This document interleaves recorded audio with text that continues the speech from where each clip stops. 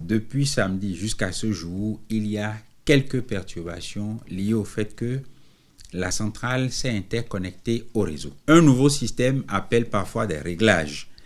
Et lorsque nous avons démarré la production le samedi en mettant 120 MW sur le réseau interconnecté, au lieu de soutirer 120 MW du réseau interconnecté, il y a eu quelques difficultés avec le Nigeria. Et c'est ça qui explique que, par exemple, le dimanche 4, nous avons connu des perturbations. Par exemple, à 17h30, le réseau s'est décroché pendant près de 15 minutes. Et grâce justement à la présence de Maria Gleta qui produisait 120 MW en continu, nous avons pu reprendre le réseau et réalimenter sans difficulté. La même situation s'est posée le lendemain, c'est-à-dire le lundi 5, où il y a eu décrochage également du réseau interconnecté vers 10h21 parce que le Nigeria nous a informé qu'ils vont prendre des dispositions pour pouvoir faire face à cette injection du Bénin sur le réseau, alors que par le passé, c'est le Bénin qui soutirait toute la puissance du réseau. Donc ça fait qu'ils ont coupé carrément le réseau interconnecté depuis 10h21 le lundi, et ils ne sont revenus que le lendemain, mardi 6, à partir de 17h.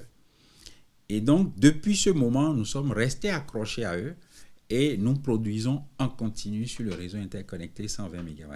Nous avions des contrats par le passé avec le Nigeria, nous avions des contrats avec une partie avec le Ghana, et donc le Nigeria et le Ghana ont dû ajuster leur ingestion. Donc, ils ont demandé à certains producteurs de ne pas produire parce que la SBE s'est interconnectée au réseau.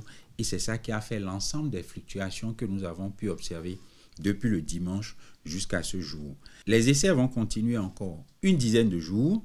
Depuis l'indépendance, il n'a jamais été question que le Bénin puisse, de ses propres ressources, atteindre une capacité de production et d'injection qui correspond à la moitié des besoins du Bénin. Et c'est exactement cela.